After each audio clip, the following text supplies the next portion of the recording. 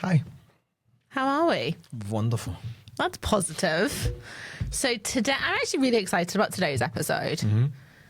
Guess that kind of a good place to start is we've kind of touched on your entrepreneurial journey before, kind of where you started and the kind of start of your sales career. But I guess, what was your first experience of delayed gratification in business when you first started your entrepreneurial journey? I'm doing direct sales with the hope that I would actually get somewhere. So when I first started in direct selling, I worked commission only, but I was also learning how to manage, train, motivate, inspire other people at the same time. So it was like doing a full-time job with part-time uni, but you were doing like education, theory, practice, evaluation on a day-to-day basis. So I was working 12 to 16-hour days, I would say, 6:30 in the morning, sometimes creeping home at 11, 12 o'clock at night, sleeping, get back up and doing the same again. I worked 6 days a week doing that. I worked commission only. It wasn't super rewarding. Commission only sounds sexy. We were selling toys. We were making, I don't know, the best. On my good weeks, I was making maybe 400 or 500 quid a week, which was two times what the average person was making. So I made good money, but I invested a lot of that money back into travel, taking care of people, buying people food, entertainment, all this kind of stuff. So I never really had any income left at the weekend. So no matter how much I made, I reinvested it back into me getting somewhere. And I was putting in, everybody told me I was nuts for putting on all this time and effort into something without a promise or something at the end of it, or a qualification. I remember people saying, "Did you get a qualification at the end?" I'm like, no, I get to go up the ladder. I get to do this thing called entrepreneurship, which is, I come in as a sales rep, I learn how to be a sales rep, I then learn how to be a sales leader, take other people, train them from scratch, look after people, performance manage people. And if I do that with enough people that create enough business for clients, I get the opportunity to start my own company and make money for other people while sitting behind the desk and be the boss. I suppose at that time it was just the cool being the boss and being in control of my time, the people that I worked with, and I suppose finances to a certain degree, right?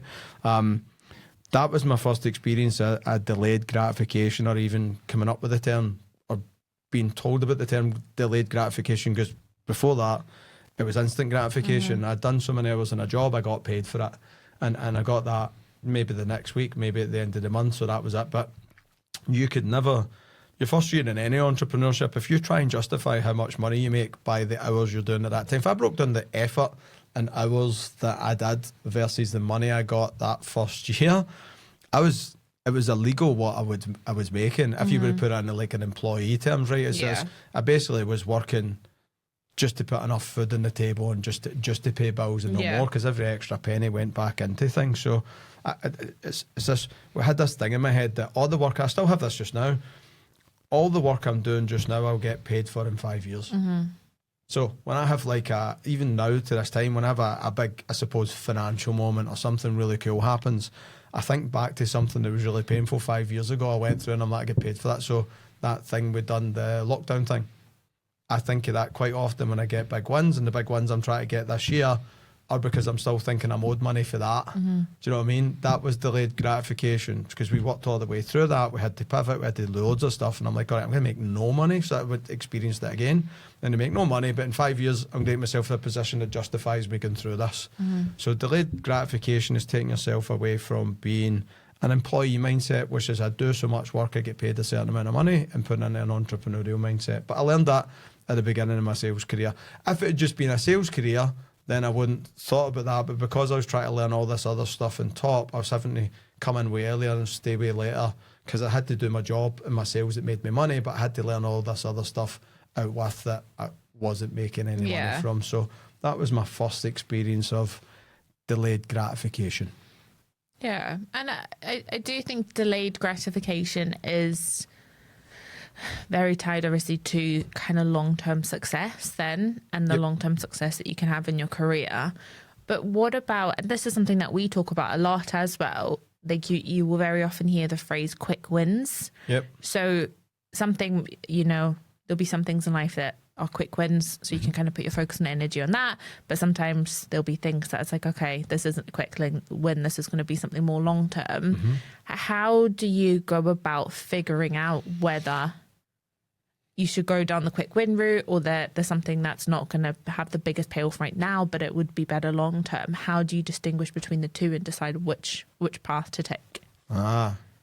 It just depends on how much your long-term goals mean to you. And for me, it's both. But I always have this wee phrase, and it's called pick your poison. So how do I determine whether, I call it chess versus checkers. Checkers is the next move. Chess is as many moves in front as I can possibly think, right? Yeah. Short-term and long-term. So how do I determine whether I'm making a short-term move or a long-term move? As I've just got to, I analyse a lot. I spend a lot. I was about to spend 3.5 hours and I train myself, which is good because I get to think and take myself outside and look back in and think about all my next moves. And I've got to think about, number one, what's needed at that moment in time. Number two, my long-term goals. And then the third thing, once I've established short-term and long-term ones, I've got to pick one that means more to me. So it's not always about, how do I explain this? It's not always about what I think needs done, it's what I need. For me, it's like, I have this thing saying, pick your poison. There's never going to be a perfect answer. So short term's never going to be perfect in just doing long term, because there's always a cost. If I make short term moves, a lot of the time it's going to cost me long term. If I make long term moves, it's going to cost me short term. I've just got to figure out what poison I prefer. For me, a lot of the time, I try and play the long term game and the delayed gratification game, and the long game, where short term I'll sacrifice a lot of time, and short time now I'll sacrifice a lot of income, knowing that I'll get that income back in 5 years' time. Sometimes business and life doesn't allow you to play the long game. Sometimes I want to play the long game, but it's more important for me to play the short game because I've got people to pay, bills to pay. So sometimes life forces me into a short term game. So for instance, if I'm having when I'm having a good time and things are good, I play a lot of long term. When I'm having a bad time, I try and focus on the 2 foot in front of me. As in, I'm just growing something that's important, like finances are tight, people are tight, clients have short-term expectations, and I've got to stop thinking about, I call it La La Land. I've got to come away from La La Land and put myself to the 2 foot in front of me. So there's a lot of months where I'm just like, and I suppose that's more survival mode, and sometimes you got to switch into it. But when things are good, it's always it's always long term. And do you feel like there's like a depth, or it's dependent on the depth of what you're doing? Like, so sometimes we'll talk about quick wins and we'll just say, just win the day. Like, making decisions to have a quick win on that day isn't really going to have, regardless of the decision you make, isn't really going to have an impact on the long term necessarily. So some of them, I guess, will have like different depths of how you would make those decisions. It's constantly analysing. It's analysing, planning and executing. It's analyse the situation, figuring out what the best move is to get you to a long-term step or short-term, right, and what's more important. So I was coaching someone last night whose team had a horrible sales day, and he called me up and he's like, what do I do? I'm like, you'd be super nice to everybody. Your only goal is to give everybody back tomorrow. Don't go, like, I was just like, your only goal is the next 12 hours. It's literally like, there's no game plan here, there's no strat, there is just, everybody obviously feels bad, they had a bad day, they're commission only reps, they don't make much, so be lovely.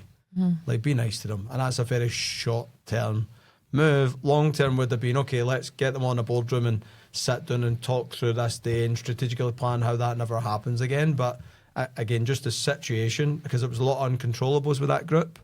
So here's the situation. So that group, it wasn't their fault. It was an uncontrollable things. So there's no point in sitting down and trying to play long-term lessons here because it was out with their control. Whereas if it had been their fault and there wasn't out with controls, we would have played more long-term, sit down, educate, push people. So I think there's so many contributing factors. But I think if you're not even a leader of people, if you're just trying to build something, I think you've always got to be able to take yourself out of working in something and work on it and look back in and make all these wee decisions. Like, I say this time and time again, having time to yourself, which is the first 3 hours for me most mornings, is where it is. We know I make most of my decisions in the gym. I don't train with anybody because I think in a daily, weekly, monthly, quarterly, I'm going to Dubai again at the end of this month to get 3 or 4 days to myself. I'm going to go hang out, got on our podcast right enough, but I'm going to go hang out myself because I just need some space to think.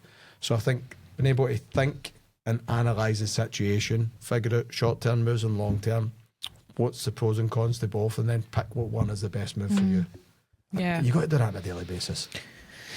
I think something that I have been very frustrated with in the past and over the last however many years we've been working together, and something that, you know, I'll come to you like very frustrated about something and you'll have to kind of explain it to me and stuff. But I always sometimes get really frustrated when you are kind of looking right and you left and right, and you do see people who seem to be doing like a lot better than you, and a lot, you know, they're kind of flying, or they're having a really good time, and that's because they're maybe taking their shortcuts, or maybe kind of going after those kind of quick wins. And it can be very frustrating when I'm like, but if we did that, we could also be in this position or whatever. And then there's been times where you've had to explain, like, no, there is a long-term kind of plan, and this is all for a reason, and it'll pay off better longer term.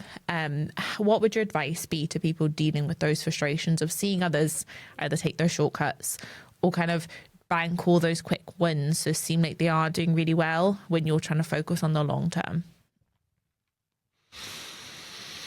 There's a million ways I could answer this. I'm going to give you my thought process. One or two ways would be good. Give you my thought process. Consistency and hard work wins over a longer period of time. I just know if I'm consistent and willing to turn up more times, if I'm willing to turn up over a long period of time, be super disciplined towards my goals, give it everything, instead of chasing short wins and chasing short money all the time, I'll beat everybody eventually, and it happens. I don't get caught up with it.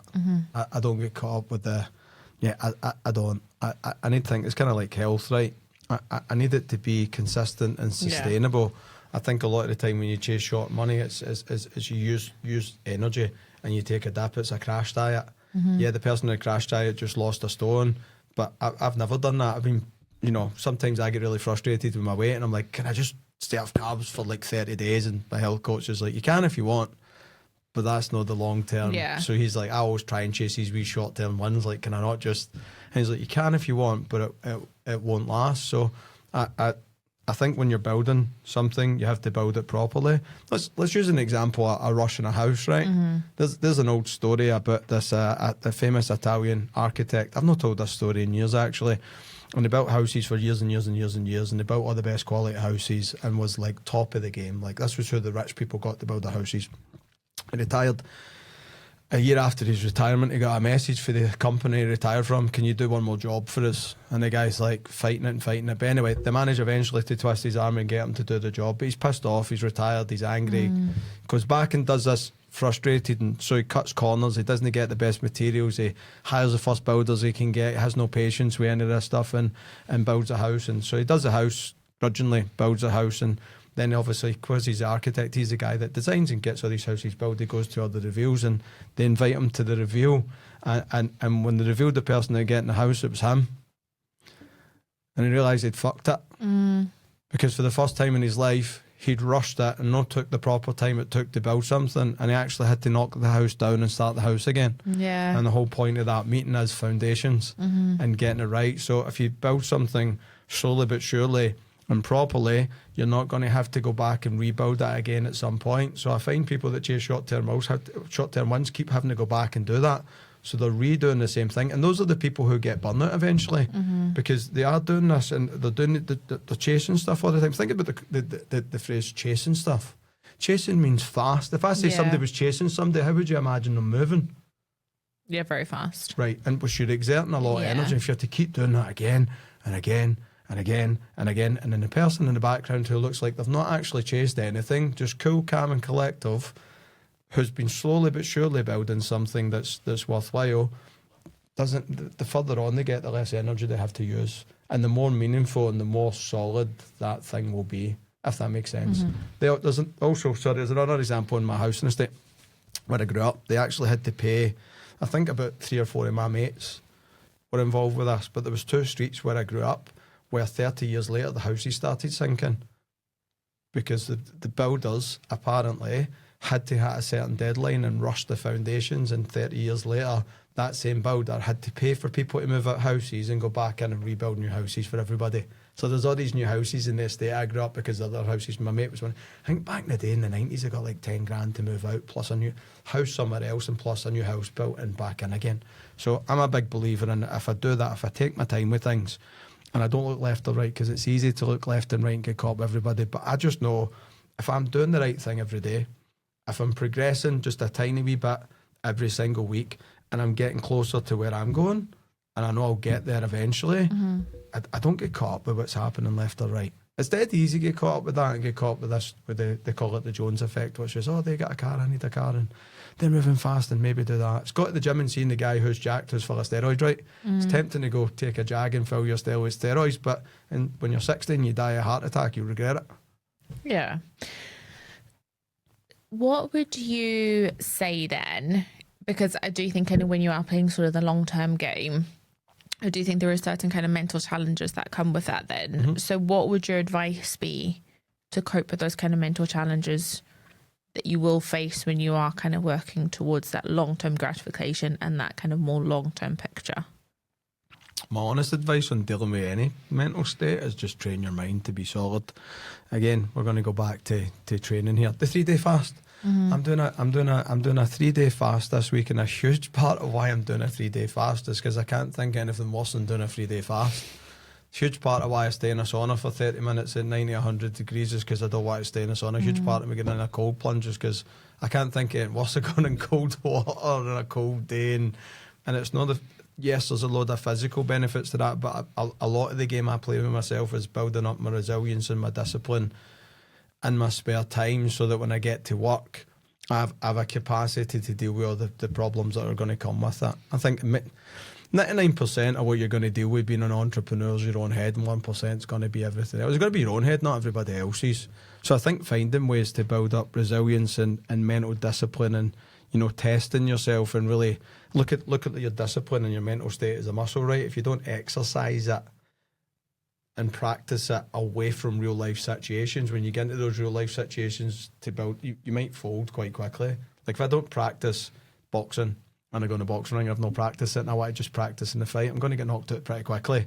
So the more I practice away for the fight, the better I'll be at the fight. So I'm very big on building that, because life's going to give you mental challenges, whether you like it or not. If you're in entrepreneurship, you're kind of double asking for it. Yeah. So everybody loves the idea of being the boss, and everybody loves the idea of making loads of money. A lot of people don't like the idea of all the pressures that come with it, and some people just want an easy life. I think entrepreneurs are a little bit, is it sadistic, the word? Yeah. Yeah, sadistic. Like life's already hard enough. It's already hard enough. Life is going to bring its own bloody challenges. Now you do entrepreneurship, it's like a double whammy. You basically, I always use the phrase, choose violence. If you choose entrepreneurship, just be aware you're choosing violence. So if I'm choosing violence, I need to toughen myself up. So my advice would be do as many different things as possible. When you feel like you don't want to do something, run towards it, because it's just a wee test of your discipline. How important then are markers for kind of along the way? Obviously, if you've kind of got delayed gratification and you're working towards specific goals or things that you want to achieve, how important is it to have markers on that journey to Super important. to make sure, and how frequent would you have them, and what would your process be for kind of having these markers on your way to where you're trying to get to? It depends on the person. It depends how far into entrepreneurship that. All right, no, but I'm going to answer the first question. Is it important to have markers? Yes, of course it is. And if anybody's ever watching this, it's ever done any running, and you probably play this wee game with yourself when you're running. I don't know, let's say you run 5 miles. You don't run 5 miles, you run a mile 5 times. So one more mile, one more rep, there's just one more, right? So I think markers are important, because you trick your brain, and I'll let me explain trick your brain. You make something seem less, because if I say to my brain I'm going to run 25 miles, my brain's going to do everything possible, we're not doing that, and try and put me off it. But if I go, it's all right, just 1 mile, kind of pretending to do my kid, just one more, just 5 more minutes, and you just keep, you kind of got to learn how to play that game with yourself, right? But I think when you've got a big goal, we actually done a topic, I done a Zoom in Saturday morning about this, and you got to have your big goal, your big purpose, your big vision, but then you've got to reverse engineer it right down to weekly, monthly, quarterly, 6 monthly, yearly, 5 yearly, whatever, right? So, and why I'm saying, depending on where someone is in their entrepreneurial journey, I used to have these wee weekly rewards. So it used to be like I had a daily reward at one day. At one point when I had a metabolism, a caramel macchiato was my wee reward at night. Was it not to the point where even the woman in Starbucks knew that, and if you didn't come in, she said, "No, you didn't hit your goals yesterday." So if I hit my goals, I went and had a caramel macchiato, right? Starbucks Royal Exchange Square in Glasgow, if you know it. And it wasn't till I didn't go in for a couple of days. Didn't hit my goals. I didn't. It was my so I had to walk past it to get back to the office, and I'd have, I'd done long hours, so coffee was my best friend, and I'd have a grande caramel macchiato with like 3 shots in it. And I'd walk in every night. I'd go in the way back, and she never knew anything until I didn't turn up for a couple of days, and then turn back up. And she's like, "How come you never come in?" I mean, I never actually explained why. They don't tell a Starbucks person these stories, but I'm like, "Oh, let me explain why." And then from then on in, when I went into Starbucks, she's like, "How your goals today?" And I'm like, "Yep." And then I not be there, and I come in the next day, and she'd be like, "Bad day yesterday." And I'm like, "Yep." Yeah, it definitely was a bad. So yeah, sure. And I see something I train people who do have a wee nightly reward, like a Mars bar, a milkshake, like just have something that you deem as a treat, and only get yourself it if you hit it daily. I don't shop now. I train myself not to buy things I really wanted unless I feel like I deserve. I've got to deserve it. I've got to earn it. So you can reverse engineer it back to gain yourself weekly rewards or quarterly rewards. If you're further on in your career, I don't need a nightly reward anymore. I don't need a weekly reward. I work in 5-year increments. Like for every 5 years, there's got to be something changes in my life that makes my life a little bit better. But I've been doing that for 22 years. Someone who's brand new, I do daily rewards and weekly rewards. Someone's a wee bit more seasoned, maybe monthly. More seasoned, I do quarterly. More seasoned, I do half yearly, yearly, and then so on and so forth. Because you how do I explain this? You develop the ability to go longer without needing any gratification over time. Again, everything like a muscle. The more you do it, the stronger it becomes. And you get, but as soon as you stop practicing it, you start again and go. So these are all things you got to practice all the time. How does that work then with, so you've kind of got these markers that you're looking at to make sure that you're kind of on track and we're getting to kind of where we want to be, and you can link that with the sort of rewards and stuff. But how important is there to be like flexibility in those markers? And what I mean by that is, we see a lot of this in sales. Obviously, a lot of people, they go to responses, okay, I want to do one more sale today. And it's like, okay, but that's sometimes for a newer person especially can be a big jump. So you can maybe have more flexible markers of like, okay, did you speak to more people? So how important is it to look at all the different angles and everything that's encompassed of what you're trying to achieve to help you track it? I think that stuff is super important. So you've got to find metrics that track progression, not results. My coach used to drill this into me because I was a perfectionist. He's like, progression, not perfection. He used to say also, you can't manage what you don't measure. So I give an example of this actually, and I hope she doesn't mind me using this. It's my wife I'm going to talk about, who's kickboxing and sparred last night, loves fighting apparently. Who knew? My wife came in last night excited. She's like, we were sparring. It's so good. She accidentally says, "Is that the first time doing it?" Yeah.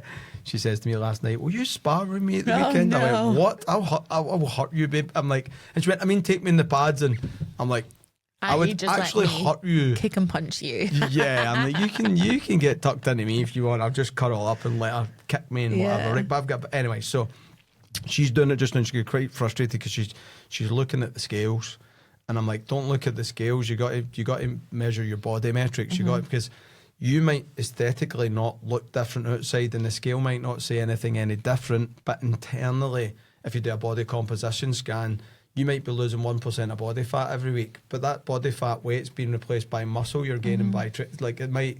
So if you don't measure the wee metrics, it's easy to get really frustrated and quit something and go, I'm doing all this training, I'm working hard, and I'm on this diet, and I'm not getting anywhere, because I feel like that all the time. So I think it's important to have all these wee measurements or KPIs or markers, as you call them, to track you getting closer to hitting a goal. Don't entirely base it around results. And again, I do this daily. I do it weekly. I always find some form of metrics to measure whether I'm getting closer to the goal, because that keeps you sane. As we know, I track everything. I track my sleep. I track my body fat. I can tell you my body fat percentage anytime. Every week, ask me, I'd be able to tell people what it is. And I track all this because I realised it keeps me sane, especially when I feel like I'm not getting anywhere. Best example of this, I remember one morning in Birmingham was it last year I spent 12 weeks in Birmingham? So was it? No, Last year, the year before that. Year before. I remember the morning. I think I was in the back of a 3-day fast. I think it was a workout in the back of a 3-day fast. I was looking really skinny.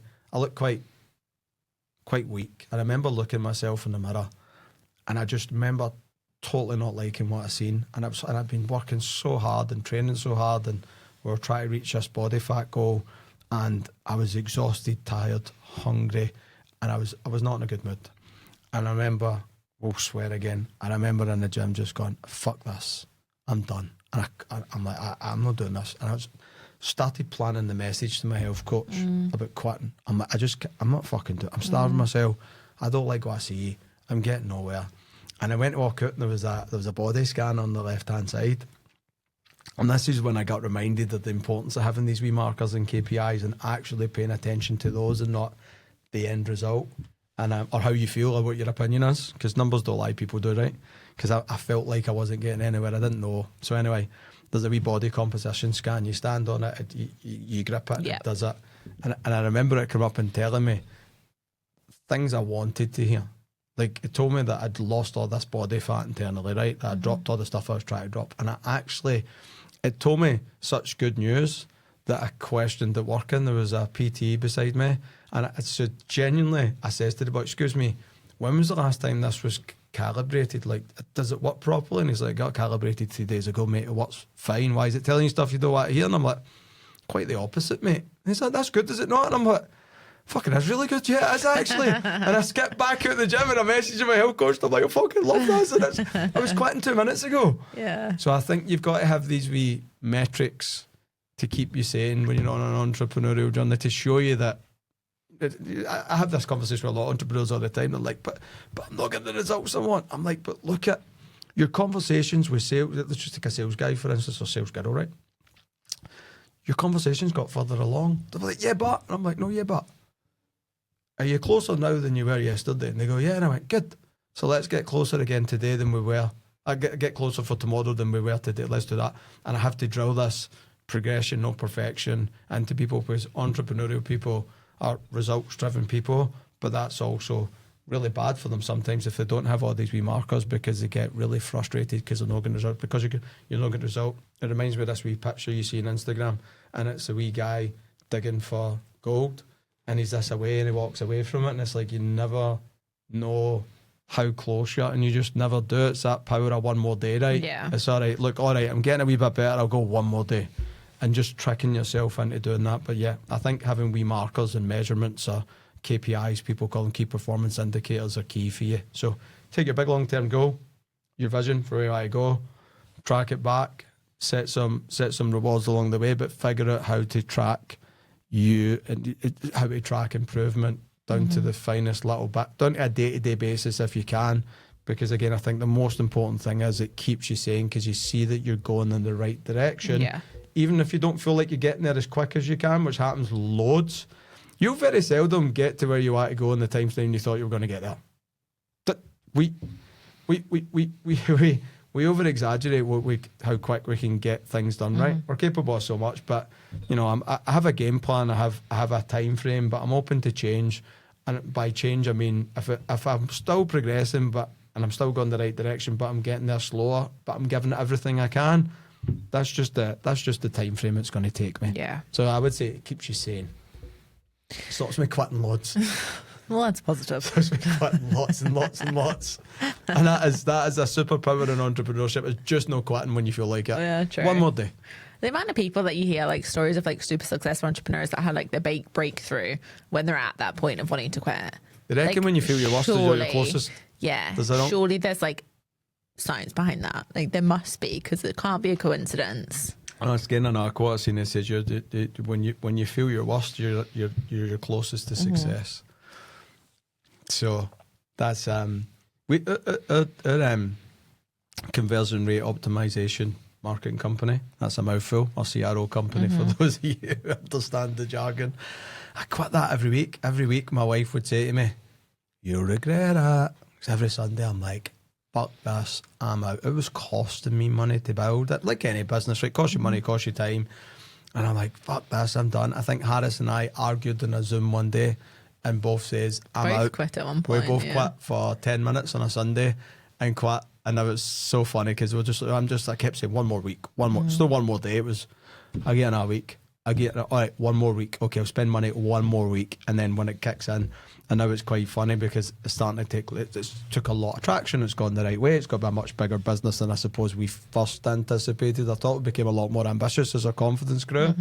But sometimes Woody's like, glad you never quit. And I'm like, so glad that I. My wife says that to me quite frequently, actually. When things are good in business, she's like, because she's seen me at the points through my career where I felt like quitting, where I'm just like, I just can't do this anymore. And now she'll say to me when things are really good, she's like, glad you never quit that day. I'm like, that day did not happen. I deny it. What are you talking about? She's like, you quit. I'm like, no, I never. She's like, you did. Do you think that nowadays it's harder for people nowadays? Because I think we live in a world that's so instant. Like, I can get my food delivered to me this afternoon from a grocery shop. I can get like delivery or Uber Eats or a girlfriend or boyfriend. Exactly. I can do all my clothes shopping online. I can do pretty much anything I can think of. I can get it delivered to me either that afternoon or the next day. Everything is like so instant. Yep. And do you feel like it's harder to have patience nowadays, and it's harder to kind of put yourself through that? And what would your advice be to people nowadays that do live in an instant world? Practice delayed gratification and discipline, all the stuff we went through more. It's easier for me. I'm an old guy. If I wanted to date someone, I'd have to go out in town and talk to them and build a relationship and go on some dates. And now you just swipe. I don't know why you swipe, but you swipe right or left, right. And you know, if I'm bored at 12 o'clock in the night, I can have a companion by 2 o'clock in the morning, depending on where my standards are at, right? Yeah, I'm sure. For talking to the young kids, it happens. I get quite astonished sometimes if people are like, what you up to last night? And they're like, oh, I was just bored. So, I found this person and swiped and they got an Uber and, we spent the night together. And I'm like, that's nuts. That's nuts. I ordered something at 11:30 last night that will be in our office by 1 o'clock today. And it's just, So my advice is it's harder because you if you've grown up in the world of instant gratification, and instant gratification also is social media. I put a post up and people like it. It's instant gratification. It's a dopamine kick. So you're so used to getting the instant gratification, right, and getting attention. And so the society we live in now kind of screws up that part. Is the patience part, is the discipline part, the focus part. It's all messed up, and everybody's got ADHD and problems focusing these days, but it's not your fault because it's hard to focus because there's so many distractions. So I think when you get a chance to practice all these disciplines, things like patience and all that kind of stuff, do it and take advantage of it, because it's harder for an 18-year-old to be patient now than it was for me when I was 18, just because they've been dealt a little bit of a bad hand, and it's only going to get worse. But AI is going to make it worse, because now if I had the question this morning, I put in AI, or last night I managed to make up a GIF for our Gmails, and I'm just like sat for 10 minutes to do it. Imagine 30 years ago. It's very untechnological, by the way, and you managed to do this. I'm not technical, but instantly within 5 minutes I go from idea to product. If I want to go start a company and sell a product, I sit ChatGPT for 30 minutes and I have a whole business plan done. And so even creating things can be instant, but creating a good business takes time. Creating a good brand takes time. Creating a good body takes time. Creating a strong mindset takes time. But creating a meaningful relationship takes time, right? Like that's stuff. So I think the things worthwhile in life take time, and I think young people in general, or people in general these days, all these overnight millionaires, there's no such thing. The only overnight millionaires are lotto winners. There's no overnight millionaire. They might have made money overnight, but there's no way they didn't spend a lot of time on their craft before that. The people that make... What are you thinking? That fuck tour girl, she was over there. Spent a lot of time perfecting the craft. Come on. I like to know how many times she hopped toured before she says hop tour. Well, no, not overnight. No. If you want to go there, All right, you know what? But that is, there you go. That is a perfect example of what's screwing people up. They're like, Yeah. all I have to say is, I need to say one funny thing online. I just need one thing to make me go Yeah. viral. But that money, she won't keep that money long. No, don't they say like most lotto winners go bankrupt? I think there's a 76 or 86% of all lotto winners go broke Yeah. because they never built it. I think there's a high percentage of people that inherit money that lose it also, inherit businesses that lose it also, and there's a lot of proof of the people who build it from scratch have way more longevity and are way stronger because you build it from scratch. So, you know, you put a lot on good for your number. I put the euros on where it's like 100 mil. I'd love to be worth 100 mil overnight. That would be a great way of doing things. It's a shortcut, right? Definitely. But yeah, I think society now, I catch myself doing it. I catch myself scrolling, even when I'm really interested. I'm quite in touch with, I'm not going to say spiritually, but how I feel and what thoughts are going through my head. I think I'm quite in control and quite in touch with, that's, Yeah, I would agree. like, I just know what's going on. Yeah. And I see myself watching a video online and I'm really enjoying it. And then I go to scroll and I'm like, what am I doing? Habit almost. Why am I?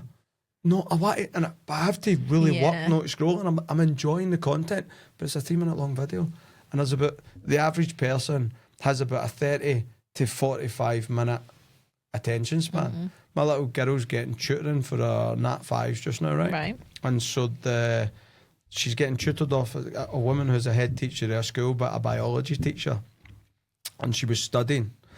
And she was studying for like 2-3 years at a time. And when I went to pick her up last week from her, she says, just so you know, I've gave her advice in studying. Kids her age can't concentrate for more than 45 minutes.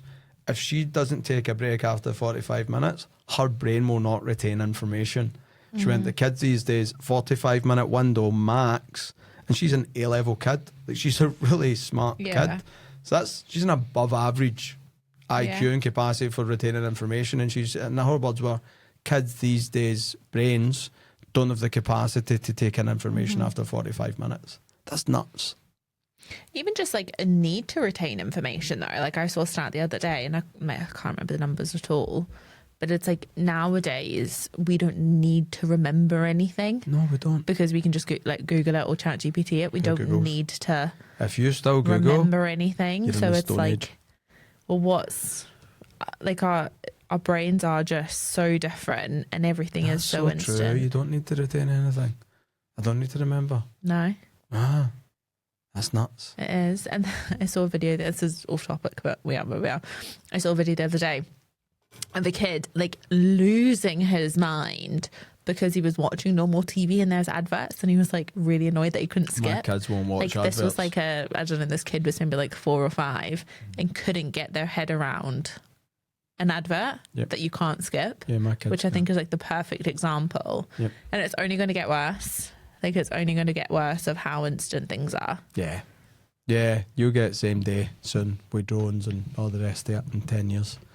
But even I'm astonished how quick I can get things these days, which is great. Yeah. But and how quick you can get information. You have a thought, you go on chat GPT, a thought can turn into a million things quite quickly. So yeah, I think you got to practice patience, discipline and focus any chance you get, because there's nothing wrong with all that stuff. Yeah. We all do it, but any opportunity I get to practice that stuff, the fasting, the training, all that stuff, I do it to make sure, because if you've got access to all this instant stuff, plus you have more patience, plus you can focus for longer, plus you have more discipline, you'll be a fucking savage. Yeah. Everybody's got that, because less and less people will have those things in 10 years' time. So if you can manage to have patience, discipline and focus in 10 years' time, you fucking crush everybody else. Because you take that with the tools you've got. They're the people that are going to run the big companies. Everybody knows somebody who is like really smart and really resourceful, and has like started 75 businesses, and all of them are good ideas and could all work individually, but moves on after a year of each one because they don't have the patience to. And you're just like, if you just stuck to that thing that you started first, you would have been doing incredible. And it's, I know a few people like that. They never actually make great money. They make good money. They never make amazing money because they move from new hot thing to new hot thing. And they're fully capable. It's not like Sure. a knowledge thing or whatever. It's just, isn't it? Well, it's, yeah, it is. It's just the consistency and the just sticking at it, I think, is the difference. Yeah. No, I think patience, focus and discipline are superpowers, and the more tech goes on, I think more superpowers they are. And the less, because the less people have it. So as people's patience, focus and discipline declines, and if mine goes up, again, savage. So what are some things that we could all be doing daily, regardless of industry, regardless of what career we're in? What are some things that we can all incorporate into our daily routine or our weekly routine to help us strengthen those muscles, shall we say? When you try switching your phone off for 4 hours and doing some deep work. Like by deep work, just like try just sitting doing nothing for an hour and see how you feel. There you go. Nothing for an hour. Brody will laugh at me sometimes, i.e. wife. And she'll come in the room and I'll just be lying in bed. Nothing. Yeah. And she's like, what are you doing? I'm like, nothing. She's like, what's wrong? I'm like, nothing. I take wee moments sometimes to practice. Now, do I want to sit on TikTok? Do I want to go on my phone? Yes. Yeah. So any opportunity, if you want something to eat and you go to get in the fridge, try not eating it for 2 hours. Do you know what I mean? Try go to the gym. When you do go to the gym and you do training, the pain kicks in. So I did this wee trick in the sauna. Sometimes, which is I don't turn the timer on till I feel it leaving. So sometimes if I want to challenge my discipline, I'm like I'll do that, and I'll get in, there's a wee timer, you turn it, it's 20 minutes, and sometimes I'll get in and I'll turn it when I feel like leaving. I'm not doing it for any health benefits. I'm doing it to mentally challenge myself. I done a dead man's hang this morning. Just randomly, just now and again, I do wee things. I'm like, let me see how long I can dead man. And I could only dead man hang for a minute and a half. And I'm like, I need to do 2 minutes. And I straight away doing an exercise to try and strengthen my thing so I can hit 2 minutes.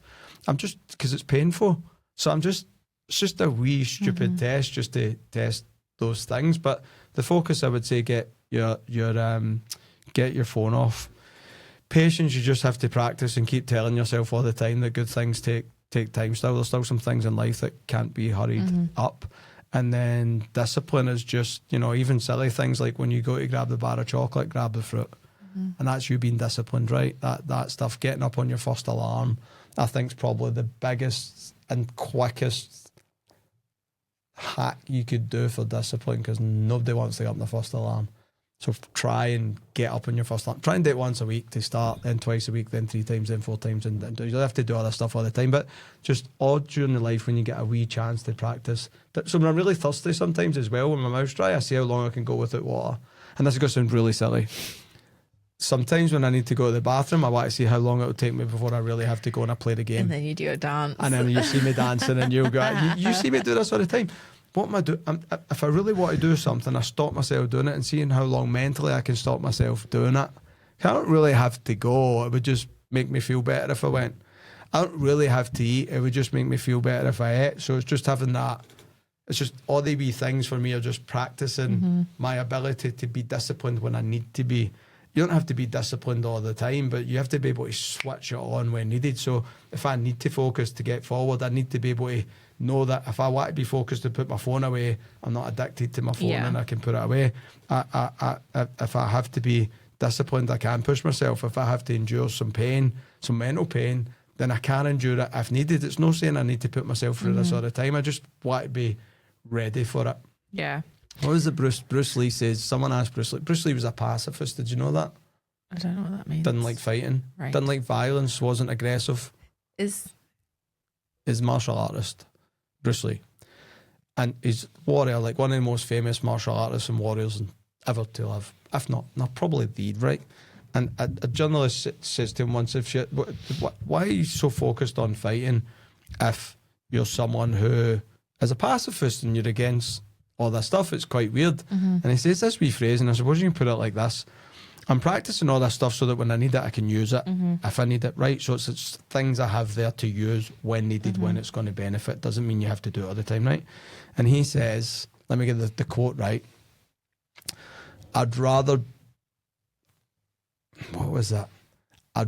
be a warrior in a time of peace than a gardener in a time of war. Wow. Meaning I've got this in case I need it. If I need this, I can fight. ready to Don't go. like it, Yeah. but if there's a war on, you better be sure I can fight. And so for me, all that stuff isn't necessary. I'm practicing it all just so that when life throws me a curveball, which is a term for when life throws me unexpected problems, right? When everything's good and you go, oh, it's ironic that all the problems come. Or when business, if you're an entrepreneur, throw you problems, and both will throw you problems, that I have the mental capacity, the focus and the discipline to deal with it while still doing all my other stuff at the same time. Yeah. Because when you don't have that stuff, it will fold you. That curveball's going to knock you out on the floor and you're going to be lying down for a long time crying, wishing you'd practiced all that stuff. I also hate regret. Regret's a horrible feeling, so I never want to regret it. I'd rather have all that stuff and never have to use it than not have it when I needed it, because then you regret going, maybe I should have. Yeah. Everybody in their deathbed regrets not being healthier. True. Yeah, very true. Well, I think that is a wonderful place to end that for today. Any final thoughts? Anything else you would like to say on I'm going to... delayed gratification or patience or... All right. You're going to work anyway. You're going to live anyway. You need money whether you like it or whether you don't. The better life you want, the more money you need. And people say that entrepreneurship's a risk. So is working for a company who loses a contract, who comes in and fires 30 people in the morning and you're one of those people. So is working for a company who will replace the whole financial department with an AI software that does all your jobs on a Monday morning, and they don't care. There's going to be whole industries wiped off the face of the planet in the next 10 years. Thailand just released their first AI robot, Cop. Cops might be, yes, yesterday, 6'5". Go on YouTube and watch this thing. 360, can see all around, 360 cameras. Phenomenon, right? Everything's a risk. Everything you do is a risk. Go to the gym's a risk. No go to the gym's a risk. Eating healthy's a risk. No eating healthy's a risk. Getting married's a risk. Staying single's a risk. Like, they're all risk. They're all risky. So for me, if I'm going to do life anyway, and I know everybody wants to be an entrepreneur, right? But if you even thought about it, if it's something that's doing it, 99% of people never actually try it because they're scared, because they're like, everybody's like, oh, it's so risky, it's so risky. Of course it's risky. But I'd rather die trying to create something great for myself than working for somebody else who walks in a room and says, oh, you're fired. Your services are no longer required, James. We know you've worked here for 45 years. There's your wee redundancy check, son. We get somebody half your age, you can do twice the work for half the money. Goodbye. That's a risk. Nuts. That's why a lot of people don't get married, because they want to risk committing to somebody and then it not working out right. So I think what this is called is the fearless entrepreneurship is that. It's just go for it. So what? I always have this wee thing, actually. We'll finish in this. There's a couple of quotes I always think about, and you might have to Google some of this if you're young, right? Because I'm a wee bit older, and it's commercials I think about and brands that I think about. There's Adidas, and then there's Dr. Pepper and Nike. And Adidas' slogan is impossible is nothing, right? Actually, impossible is I am possible, right? So impossible is nothing is Adidas things, right? If another human being's done it before, that means it's not impossible. It's not impossible, right? Unless you're trying to do something that, like, go to Mars, right? That's, somebody's trying to figure that out. But for the most part, people that get entrepreneurship are trying to go down a path that other people, many people before them went down. So impossible is nothing. Jeff Bezos is just a human being. Martin Zuckerberg, they're just people. They might be a wee bit more intelligent, experienced, whatever. Athletes might be a wee bit fitter, but I always think of this when I get a wee bit scared. I'm like, nothing's impossible. It's not. Has somebody else done it before? Yes. All right. What's the difference between me and them? Knowledge, time, whatever. Next one is an old Dr. Pepper advert. Do you know what Dr. Pepper is? Yeah, took a drink. Do you remember the advert? I'm going to sing. Didn't reach Africa. I used to say, Dr. Pepper, what's the worst that can happen? And it was all these scenarios, and it was funny commercials, right? And it's like, what's the worst that can happen? Try it. What's the worst? So I think impossible is nothing. What's the worst that can happen? I think about the worst thing that can happen, accept it. And then I think about Nike's slogan, which is just do it. They've three things go through my head all the time. When I'm like, I don't know if I should really do it. I'm like, all right, wait a minute, I can do it. All right, what's the worst case scenario? Okay, am I going to die? Because to me, dying's bad. Anything out with that's not really that bad. I'm like... Dying is quite bad, yeah, you're right. My mum used to always say when I freaked out, if you've got your 4 limbs and you're breathing, son, it's not that bad. And I'm like, you know what? I'm not going to die by getting this my best. And then I just think about Nike, stop procrastinating, just fucking do it. Just go do it. So I think of the wee things in Fearless. So if you even thought, for a second about got a commission only job or building a business or something. Try it. What's the worst case scenario? You end up back in your fucking desk job working for someone else. Fuck it. You end up back in your mum's house. Fuck it. Just go for it. Fuck it. Yeah. I think that's so true. And I think to kind of go back to delayed gratification of what we're kind of the topic of this podcast, I think it is just keeping those things in mind. Like, if I keep going, what is the worst thing that can happen? Do you know? And just do it. Just keep going. I think that stuff is so important to remind yourself when you feel like you're kind of hitting that wall and you're not. It's taken a while to get to where you want to be. I think those 3 things can really help to remember them. Well, thank you so much. I had a great time. No problem. Thanks for your time. And we'll see you next episode. Ciao.